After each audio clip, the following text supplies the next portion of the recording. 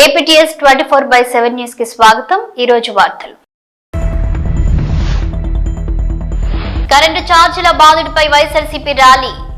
ఆంధ్రప్రదేశ్ వ్యాప్తంగా వైసీపీ నాయకులు చేపట్టిన ర్యాలీలు విజయవంతం. హుజనాబాద్ పట్టణంలో మంత్రి పొన్నం ప్రభాకర్ గౌడ్ పాదయాత్ర. ప్రజల వద్దకు వెళ్లి సమస్యలను తెలుసుకుంటున్న మంత్రి పొన్నం. కన్నుమూసిన మాజీ ప్రధాని మన్మోహన్ సింగ్. సంతాపం తెలిపిన పలువురు ప్రముఖులు. హెల్మెట్ లేకుండా బైక్ రైడింగ్ విమర్శలు ఎదుర్కొంటున్న కాకినాడ ఎంపీ. సత్యవేడు నియోజకవర్గం నాగలాపురం మండలంలో మాజీ ముఖ్యమంత్రి వైఎస్ జగన్మోహన్ రెడ్డి ఆదేశాల మేరకు సత్యవేడు నియోజకవర్గం వైఎస్ఆర్సీపీ సమన్వయకర్త నూకతోటి రాజేష్ ఆధ్వర్యంలో కరెంటు ఛార్జీల బాధుడిపై వైఎస్ఆర్సీపీ తరపున ర్యాలీ నిర్వహించి విద్యుత్ ఏడీఈ కార్యాలయం నందు ప్రజల తరపున అర్జీ ఇవ్వడం జరిగింది. హుజనాబాద్ పట్టణంలో మంత్రి పొన్నం ప్రభాకర్ గౌడ్ ఎమ్మెల్యే క్యాంపు కార్యాలయం నుండి పట్టణంలో పలు వీధుల గుండా పాదయాత్రగా వెళ్తూ ప్రజలతో ముచ్చటించారు. పట్టణంలో ప్రధాన రోడ్డు పనులు, నాలా పనులు పరిశీలించారు. పట్టణ ప్రజలు వారి సమస్యలను మంత్రి దృష్టికి తీసుకువచ్చారు. పలు సమస్యలను అధికారులతో మాట్లాడి సమస్యలను అక్కడికక్కడే పరిష్కారం చేశారు. కూరగాయలు అమ్మే మహిళలతో ముచ్చటించి వ్యాపారాలు ఎలా కొనసాగుతున్నాయని ఆరా తీశారు.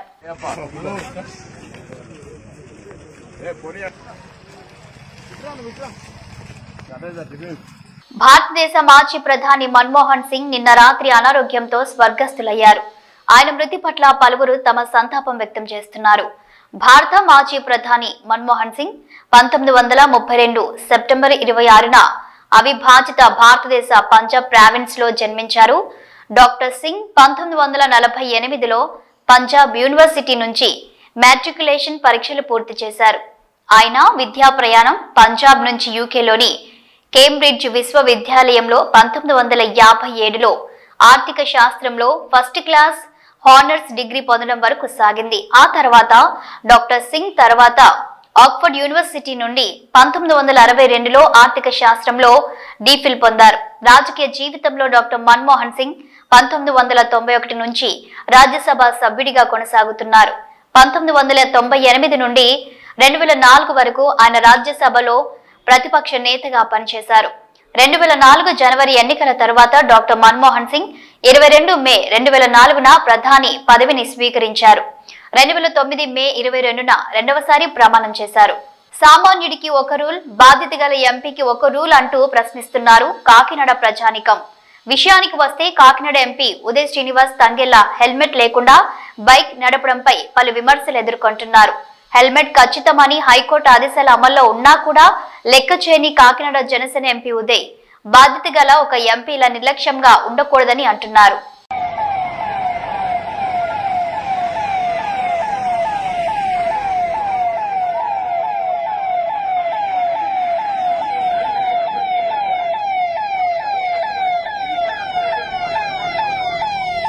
వైఎస్ఆర్సీపీ అధినేత వైఎస్ జగన్ వైఎస్ఆర్ జిల్లాలో పర్యటిస్తున్నారు. ఈ పర్యటన సందర్భంగా వైఎస్ జగన్మోహన్ రెడ్డి ప్రజా దర్బార్ కార్యక్రమం ఏర్పాటు చేశారు. క్యాంప్ ఆఫీస్ కు భారీ ఎత్తున వచ్చిన ప్రజల నుంచి వినతి పత్రాలను స్వీకరించారు వైఎస్ జగన్.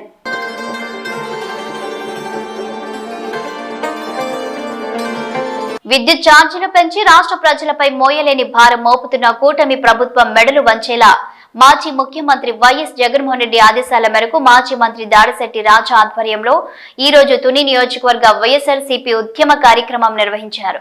దేశ స్వాతంత్ర్యానికి పూర్వం 1938 సంవత్సరంలో ప్రారంభించి బ్రిటిష్ పాలకులకు వ్యతిరేకంగా ప్రత్యేక కథనాలు అందించి దేశ ప్రజలకు ఉద్యమ స్ఫూర్తిని అందించిన ఆంధ్రప్రభ సేవలను మర్చిపోలేమని వెమ్లవాడ ఎమ్మెల్యే ప్రభుత్వ విప్ ఆది శ్రీనివాస్ అన్నారు. రాజన్న సిరిసిల్ల జిల్లా వెమ్లవాడ పట్టణంలోని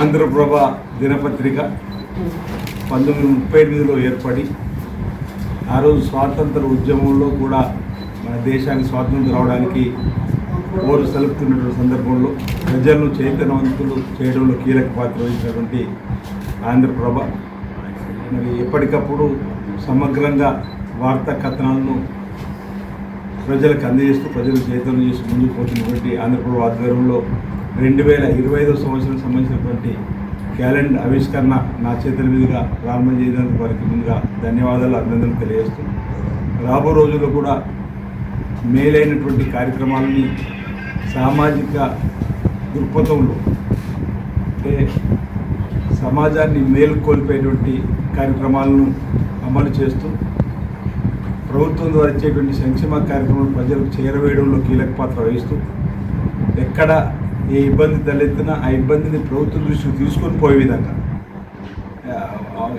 ఆయా అంశాలను క్రోడీకరించుకొని మరి ప్రభుత్వానికి అందజేయడంలో కీలక పాత్ర వహించాలని చెప్పని సాంఘిక దురాచారం రూపొందడం కానీ బాల్యం అరికట్టడం కానీ అనేక కార్యక్రమాల్లో కూడా సామాజిక దృక్పథంలో ఆంధ్రప్రదేశ్ దినపత్రిక ఉండాలని చెప్పిన సందర్భంగా కోరుతూ ప్రింట్ మీడియా, ఎలక్ట్రానిక్ మీడియాకి సంబంధించినటువంటి ఇంతకుముందు చెప్పినట్టు ఒక ఫోర్త్ ఎస్టేట్గా పిలువబడేటువంటి గౌరవప్రదమైనటువంటి స్థానం ఉన్నటువంటి ఈ రంగం మరింత ముందుకు వెళ్ళాలని, మరింత ముందుకు రావాలని, ఇందులో పనిచేస్తున్న వాళ్ళందరికీ కూడా మంచి జరగాలని, ఈ 2025వ సంవత్సరం కాలమానిని అంటే శుభకార్యాలు కానీ ప్రభుత్వం ద్వారా ఏవే కార్యక్రమం చేపట్టేటువంటి సెలవులకు సంబంధించి కానీ అంటే మనం ప్లాన్ చేసుకోవడానికి ఉపయోగపడే క్యాలెండర్ను ప్రతి ఏటా ఆనవాయితీగా అంటే అన్ని కూడా ఆయా సంస్థలు అందులో భాగంగా ఈసారి కూడా ఆంధ్రప్రభ ముందుకు వచ్చి క్యాలెండర్ను ఆవిష్కరణ చేయడం అభినందనీయం. అందుకు వారికి శుభాకాంక్షలు తెలియజేస్తూ ఈ సందర్భంగా ప్రజలందరూ కూడా 2025వ నూతన సంవత్సరం ముందస్తు సందర్భంగా శుభాకాంక్షలు తెలియజేస్తాం.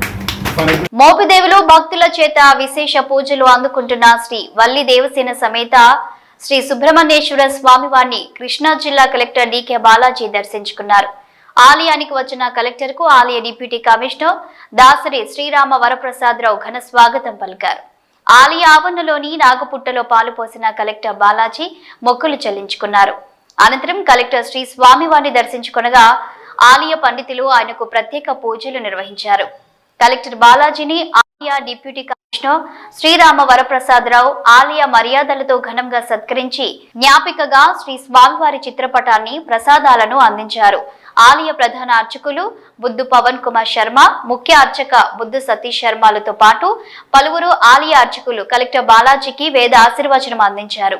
ఈ కార్యక్రమంలో డిప్యూటీ తహసీల్దార్ తిమ్మనవాణి, Mopidevi SI Y Veera Venkata Satyanarayana, RI Mopidevi Srinivasarao, ఆలయ సిబ్బంది బర్మా ప్రసాద్, విఆర్ఓ బొడ్డు శ్రీనివాసరావు తదితరులు పాల్గొన్నారు.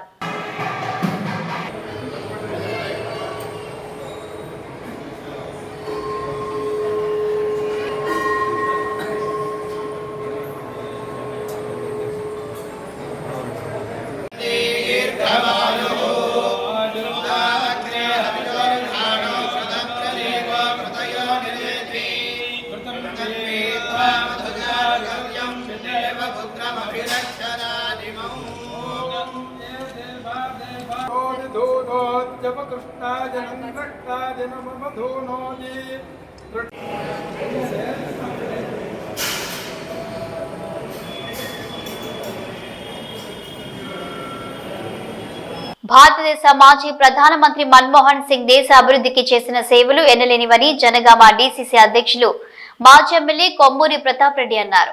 మన్మోహన్ సింగ్ మృతి పట్ల దిగ్భ్రాంతి వ్యక్తం చేస్తూ వారి కుటుంబానికి ప్రగాఢ సంతాపం తెలియజేశారు. సిద్దిపేట జిల్లా చేర్యాల మండల కేంద్రంలోని కాంగ్రెస్ పార్టీ కార్యాలయంలో మాజీ ప్రధాని మన్మోహన్ సింగ్ చిత్రపటానికి పూలమాల వేసి నివాళులర్పించిన అనంతరం కొమ్మూరి మీడియాతో మాట్లాడారు. మాజీ ప్రధాని మన్మోహన్ సింగ్ ఆయన ఆశ సాధనకై ప్రతి ఒక్కరూ కృషి చేయాలన్నారు. ఈ కార్యక్రమంలో కాంగ్రెస్ పార్టీ నాయకులు పలువురు పాల్గొన్నారు. మన్మోహన్ సింగ్ గారి సంస్కరణలు కానీ, దేశ సేవ కానీ, ఒక ఆఫీసర్గా,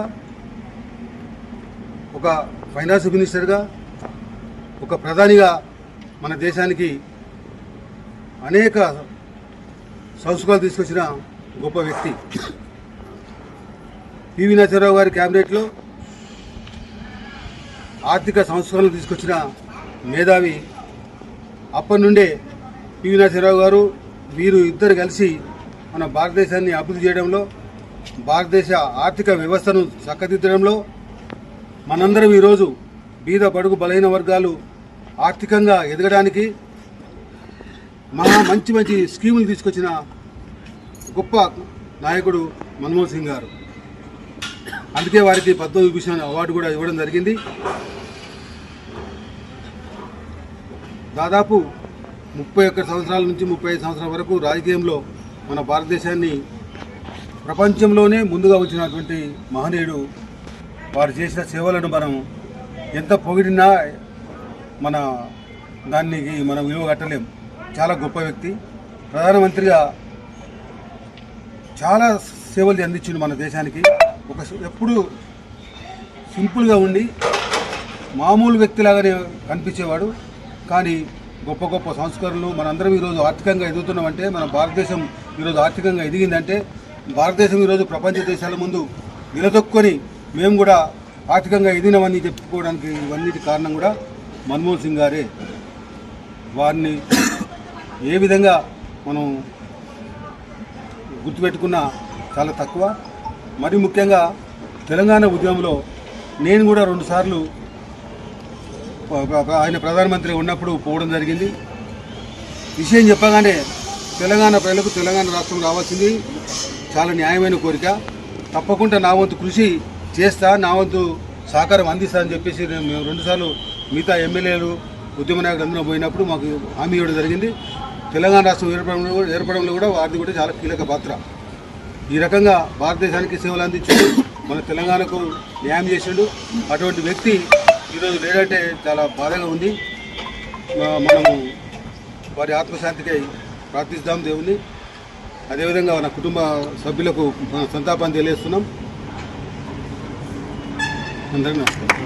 సిద్దిపేట జిల్లా మల్కుక్ మండల కేంద్రంలో కాంగ్రెస్ పార్టీ ఆధ్వర్యంలో మన్మోహన్ సింగ్ చిత్రపటానికి పూలమాలలు వేసి ఘన నివాళులర్పించారు మండల అధ్యక్షుడు కనకయ్య గౌడ్, జిల్లా ఉపాధ్యక్షుడు మల్లేశం గౌడ్, ఉపాధ్యక్షుడు రాకం యాదగిరి. ఈ సందర్భంగా మాట్లాడుతూ మాజీ ప్రధాని మన్మోహన్ సింగ్ లేని లోటు భారతదేశానికి తీరనిదని అన్నారు. ఆర్థిక సంస్కరణల పితామహుడు మన్మోహన్ సింగ్ సేవలు మరవలేనివని పేర్కొన్నారు. మండల నాయకుల సమక్షంలో మన్మోహన్ సింగ్ గారి సంతాప దినం జరుపుకోవడం జరిగింది. ఈరోజు మన్మోహన్ సింగ్ గారు ఎన్నో సేవలు చేసిన ఘనత మన్మోహన్ సింగ్ గారికే దక్కుతుంది. కావున 2 సార్లు సోనియా గాంధీ గారు, రాహుల్ గాంధీ గారు ప్రధాని అయ్యే అవకాశం ఉండగా కూడా మన్మోహన్ సింగ్ గారు నమ్మిన బంటులాగా పనిచేసి ఆయన మీద గౌరవం ఇచ్చి ఆయనకు ప్రధాని ఇచ్చిన ఘనత సోనియమ్మ గారిది. ఇవాళ ఆయన లోటు మనకు తీరని లోటుగా మారింది. ఆయన స్ఫూర్తితోటి రాబోయే రోజుల్లో కాంగ్రెస్ పార్టీకి పూర్వ వైభోగం తీసుకువచ్చి చూపిస్తామని, రాబోయే కాలంలో కాంగ్రెస్ పార్టీ మన్మోహన్ సింగ్ గారిని ఎంతో కృషి చేసుకుంటూ ఆయన స్ఫూర్తిగా మేము ముందుకెళ్తాం. జోహార్ జోహార్. తిరుమల శ్రీ వెంకటేశ్వర స్వామి వారిని భారత star badminton player PV Sindhu దర్శించుకున్నారు. తన భర్త వెంకట దత్తసాయి ఇతర కుటుంబ సభ్యులతో కలిసి శుక్రవారం ఉదయం శ్రీవారి సేవలో పాల్గొన్నారు. ఉదయం ఆలయానికి చేరుకున్న సింధు దంపతులకు టీటీడీ అధికారులు స్వాగతం పలికి దర్శన ఏర్పాట్లు చేశారు. ఈ సందర్భంగా సింధు దంపతులు స్వామివారి అభిషేక సేవలో పాల్గొన్నారు. దర్శన అనంతరం రంగనాయకుల మండపంలో వారికి పండితులు ఆశీర్వచనం చేశారు. అనంతరం స్వామివారి తీర్థ ప్రసాదాలు చిత్రపటం అందజేశారు. కాగా పివి సింధు వెంకట దత్తసాయి వివాహం ఈ నెల 22న ఘనంగా జరిగిన విషయం తెలిసిందే. రాజస్థాన్ ఉదయపూర్లోని ఓ సరస్సులో 21 ఎకరాల విస్తరించిన ఒక దీవిలో కుటుంబ సభ్యులు అత్యంత సన్నిహితుల సమక్షంలో ఈ జంట ఒకటైంది.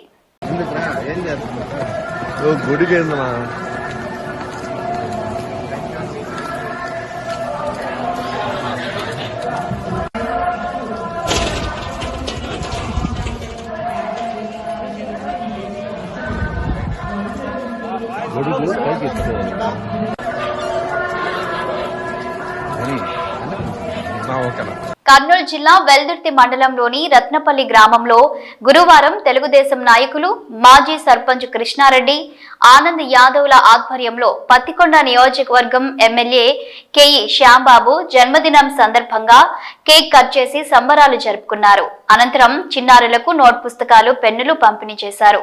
ఈ సందర్భంగా వారు మాట్లాడుతూ ఎమ్మెల్యే కేఈ శ్యామ్ కుమార్ సంపూర్ణ ఆయురారోగ్యాలతో చిరకాలం జీవించి ఉండాలన్నారు. ఎమ్మెల్యే కేఈ తమ గ్రామంలో ఉన్న సమస్యలను పరిష్కరించారని ఈ సందర్భంగా ఆనంద్ యాదవ్ పేర్కొన్నారు. గ్రామంలో ఎటువంటి గొడవలకు తావివ్వకుండా అభివృద్ధి వైపు ఎమ్మెల్యే నడిపిస్తున్నారని ఆనంద్ యాదవ్ పేర్కొన్నారు. గ్రామంలో ఇంకా మిగిలిన సమస్యలను కూడా ఎమ్మెల్యే సహకారంతో పూర్తి చేస్తామని ఈ సందర్భంగా ఆనంద్ యాదవ్ తెలిపారు. ఈ కార్యక్రమంలో తెలుగుదేశం నాయకులు కార్యకర్తలు పాల్గొన్నారు. డిప్యూటీ సీఎం కె కృష్ణమూర్తి గారి తనయుడు మన యంగ్ టైగర్ కె శ్యామన్న గారి 48వ జన్మదిన శుభాకాంక్షలు సందర్భంగా రత్నపల్లి యాదరుల గ్రామ టీడీపీ కార్యకర్తలు జన్మదిన శుభాకాంక్షలు జరుపుకోవడం జరిగింది. మన కె శ్యామన్న గారు ఇదే 100 ఏళ్ళు 100 ఏళ్ళు చల్లగా ఉండాలని, ఇంకా ఇట్లాంటివి ఎన్నో జన్మదిన శుభాకాంక్షలు జరుపుకోవాలని మా కార్యకర్తలు మేము అందరము కోరుకుంటున్నాము.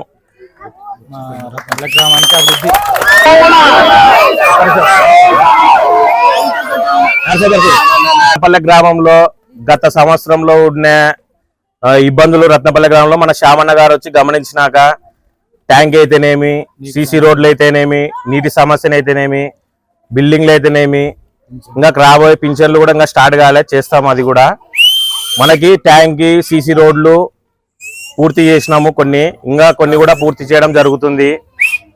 తాగునీరు సమస్య ప్రాబ్లం ఉంటే శ్యామన్న గారి దృష్టికి తీసుకుపోయి అన్నగారు దాన్ని సాల్వ్ చేయడం జరిగింది. కె శ్యాంబాబు గారు రత్నపల్లి గ్రామాన్ని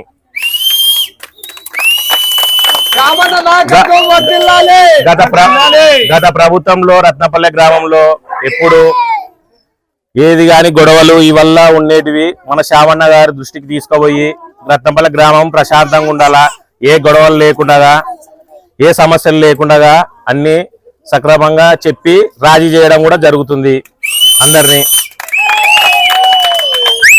ఇదే మన శ్యామన్న గారి జన్మదిన సందర్భంగా మన స్కూల్ పిల్లలు కూడా ఎదగాలని చెప్పి మన బుక్స్ అయితేనేమి, పెన్నులు అయితేనేమి, మన స్కూల్ పిల్లలు రాబోయే భవిష్యత్తులు భావితరాలని చెప్పి వాళ్ళని కూడా పిల్లలకి అన్ని రకాలుగా మనం చేయాలని చెప్పి రేపు పొద్దున కూడా దండలు కానీ వల్ల మనం శాలువలు కానీ జనవరి 1 రోజు ఆయనకి విరుద్ధంగా చెప్పినాడు మన ఎమ్మెల్యే గారు.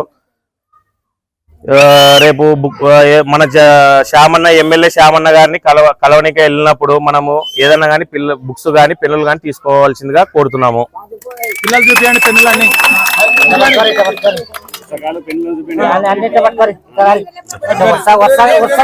పెరిగిన విద్యుత్ ఛార్జీలకు వ్యతిరేకంగా నెల్లూరు నగర నియోజకవర్గంలో ఎమ్మెల్సీ చంద్రశేఖర్ రెడ్డి ఆధ్వర్యంలో మినీ బైపాస్ భారీ ర్యాలీ నిర్వహించారు. ఈ సందర్భంగా ఎమ్మెల్సీ పర్వతిరెడ్డి చంద్రశేఖర్ రెడ్డి మాట్లాడుతూ ఒక నియోజకవర్గం స్థాయిలో చేసిన నిరసన కార్యక్రమం జన ప్రవాహాన్ని తలపించింది. ఈ జన ప్రవాహాన్ని చూస్తూనే అర్థమవుతుంది ప్రభుత్వంపై ఎంత వ్యతిరేకత ఉందో అనేది. బడికి వెళ్లే పిల్లలకు అందరికీ 15,000 రూపాయలు ఇస్తా అని చెప్పి మోసం చేశారు. ఆడపిల్లలకు ఇస్తా అన్న పథకాలు, సూపర్ 6ల పేరుతో అందిస్తానన్న సంక్షేమ పథకాలు, హామీలు ఏవి నెరవేర్చలేదు. 16,000 కోట్ల రూపాయలు కరెంటు ఛార్జీలు పెంచి ప్రజలపై భారం మోపారు. ఆంధ్రప్రదేశ్ లో 1.6 కోట్ల కుటుంబాలు పేదరికంలో ఉంటే వారిపై విద్యుత్ భారం మోపుతున్నారు. ఎన్నికల ముందు కూటమి ప్రభుత్వం ఇచ్చిన హామీలు ఏవి నెరవేర్చలేదని అన్నారు.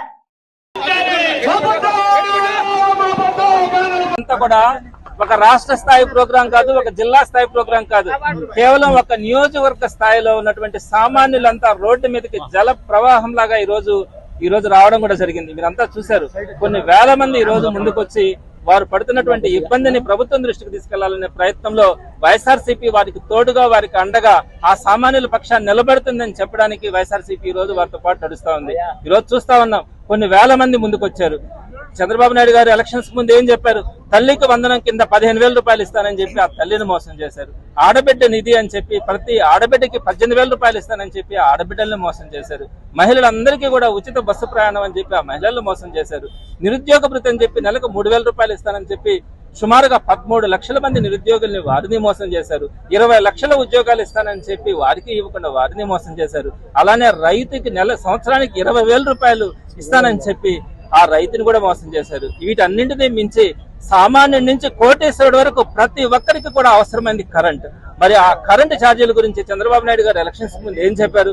నేను ఛార్జీలు పెంచను, 5 సంవత్సరాలలో పెంచకపోవడమే కాదు తగ్గిస్తాను, కొత్త పవర్ ని జనరేట్ చేసి ప్రతి ఒక్కరికి కూడా వారు కరెంటు జనరేట్ చేసుకునేలాగా చేసి వారే కరెంటు అమ్ముకొని డబ్బులు మిగిల్చుకునే పరిస్థితిని తీసుకొని వస్తానని చెప్పారు. కానీ ఈ రోజు ఏం చేశారు?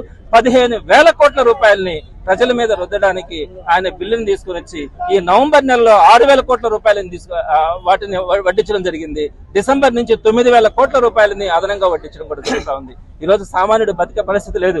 ఈ రోజు నేను తీసుకొచ్చింది కాదు, జనాలు అందరూ కూడా ఇలా ఉరితాళ్లు మెళ్ళలో వేసుకొని మాకు ఇదే శరణ్యం, మాకు ఇంకా బతికే పరిస్థితి లేదని చెప్పి ఈ రోజు ప్రతి ఒక్కరు కూడా మాట్లాడుతూ ఉన్నారు. మరి చంద్రబాబు నాయుడు గారు కూడా అర్థం చేసుకోవాలి, ఈ రోజు పరిస్థితులు ఏంటి. మనం సాయం చేయకపోగా వారి నెత్తిన ఇంతంత వేల రూపాయలు వారందరికీ కూడా బిల్లుల రూపంలో కనుక పెడితే వారు ఏ విధంగా కట్టగలరు? ట్యాక్సులు ఎలా కడతారు? పన్నులు ఎలా కడతారు? వీటన్నిటి మీద సామాన్యుడు ఈ రోజు రోడ్డు ఎక్కారు. కేవలం 6 నెలల్లోనే ఈ నెల్లూరు ఒక్క సిటీ నియోజకవర్గంలో కనుక మీరు చూస్తే ఇన్ని వేల మంది రోడ్డు మీదకి వస్తా ఉన్నారంటే ప్రభుత్వం ఈ రోజు గమనించుకోవాలా. తప్పకుండా ఏవైతే ఆయన హామీలు ఇచ్చాడో, ఎలక్షన్స్ ముందు ఏవైతే హామీలు ఇచ్చాడో వాటన్నిటిని నెరవేర్చాలని ఈ రోజు సామాన్యుడు కోరుకుంటా ఉన్నాడు. ఆ సామాన్యుడి తరపున వైఎస్ఆర్సీపీ ముందుండి నిలబడి పోరాడుతా ఉందని చెప్పి తెలుపుతా ఉన్నాము. రాబోయే రోజుల్లో కనుక ఈ కార్యక్రమాలు కనుక కనీసం ఆపకపోతే ఇవి మరింత ఉధృతమవుతాయని కూడా ప్రభుత్వానికి తెలియపరుస్తా ఉన్నాం. చంద్రబాబు నాయుడు గారు, మిమ్మల్ని అందరినీ అభ్యర్థిస్తా ఉన్నాం ప్రజలందరి తరఫున, మీరు ఇచ్చిన హామీలను నిలబెట్టుకోండి, పేద ప్రజలను కనికరించండి. ఈ రోజు ఆంధ్ర రాష్ట్రంలో సుమారుగా 160 కోట్ల కుటుంబాలు ఉంటే 140 కోట్ల కుటుంబాలు బీపీఎల్ లో ఉన్నాయి, అంటే బడుగు బలహీన వర్గాల్లో ఉన్నాయి. వారందరికీ కూడా ఈ రోజు ఇబ్బంది కలిగే పరిస్థితి ఉంది. కాబట్టి వారందరి తరఫున మిమ్మల్ని మరొకసారి అభ్యర్థిస్తా ఉన్నాం, మీరు చెప్పినటువంటి హామీలను నెరవేర్చుకోండి అని మీకు తెలియజేస్తూ ఛార్జీలను ఇమీడియట్ గా డిమాండ్ చేస్తా ఉన్నాం తగ్గించాలని చెప్పి. తగ్గించకపోతే మరింత ఉధృతమవుతుందని కూడా తెలియజేస్తా ఉన్నాం. ఇవి రోజు వార్తలు చూస్తూనే ఉండండి న్యూస్.